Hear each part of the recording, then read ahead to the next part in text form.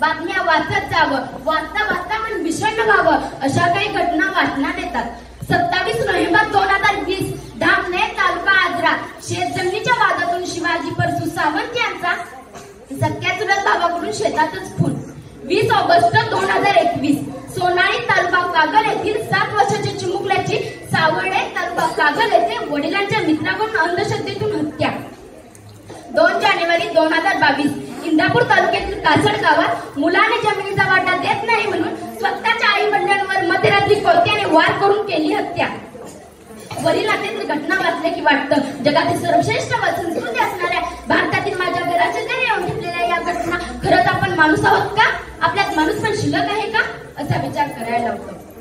आपल्या आजूबाजूला माणसाची प्रचंड गर्दी दिसते, पण त्यात निसर्गाने बनवलेली सर्वोत्तम कलाकृती म्हणजे माणूस, त्याची माणुसकी शिल्लक आहे का?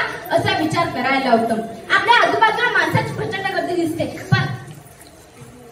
पण त्यात निसर्गाने बनवलेली सर्वोत्तम कलाकृती म्हणजे माणूस, त्याची माणुसकी शिल्लक आहे का? असा प्रश्न निर्माण होतो. अपघात झाल्यावर मदत करणाऱ्या हातांपेक्षा मोबाईलवर व्हिडिओ करणाऱ्या गर्दीला पाहिलं की वाटतं खरंच या गर्दीत बहिणाबाईचा अभिप्रेत माणूस आहे का? वरील घटना वाचले की मन शून्य होतं, चिंतन सुरू होतं आणि विचार पिठाला विषय मिळतो. गर्दीत माणसाच्या माणूस शोधतो मी, गर्दीत माणसाच्या माणूस शोधतो मी. मी मधुरा मारुती मोरे इयत्ता 7वीची विद्यार्थिनी आपल्या समोर विषय घेऊन येत आहे, गर्दीत माणसाच्या माणूस शोधतो मी. गेल्या अनेक शतकांपेक्षा आपण आता अधिक ज्ञानी व अधिक सुसंस्कृत झालो आहोत असं आपण तेव्हा म्हणत असतो. पण आपण शिकलो, आपली वैज्ञानिक दृष्टी विकसित झाली हे मान्य आहे, पण आपण माणूस म्हणून आपल्यातील माणूस पण हरवत चाललोय हे मात्र नक्की.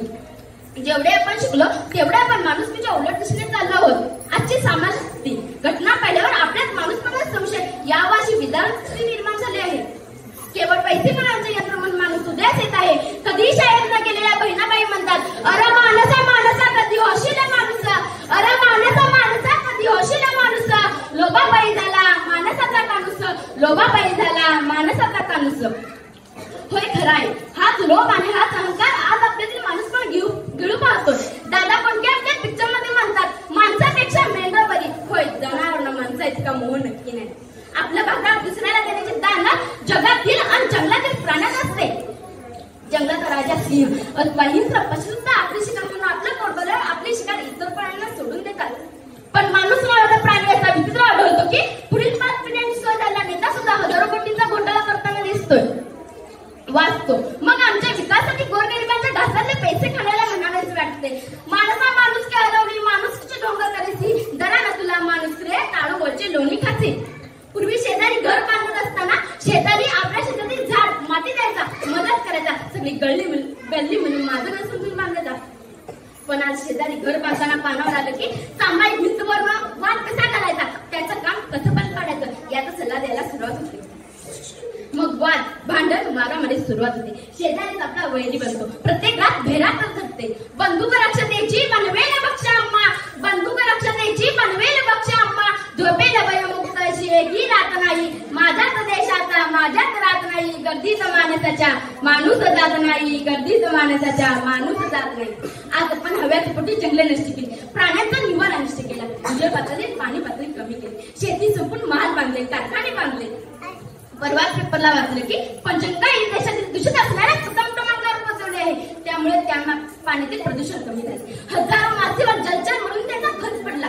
पुण्यातील घटना आहे की विदेशी मार्गासमध्ये पुण्यात 4 कुत्र्यांना जिवंत जाळे तर 16 कुत्र्यांना अन्नातून विष घालून मारले. जगण्याचा अधिकार फक्त माणसांना दिला आहे का? इतकेच नव्हे तर एका निष्पाप स्त्रीला बोंब खायला देऊन मारले. आपण या पर्यावरणाचा समतोल राखणार ही अन्न सगळी संपूर्ण मानवी पिढीला नरकात तोडत आहोत असे वाटते. यावर काही उपाय नाही का?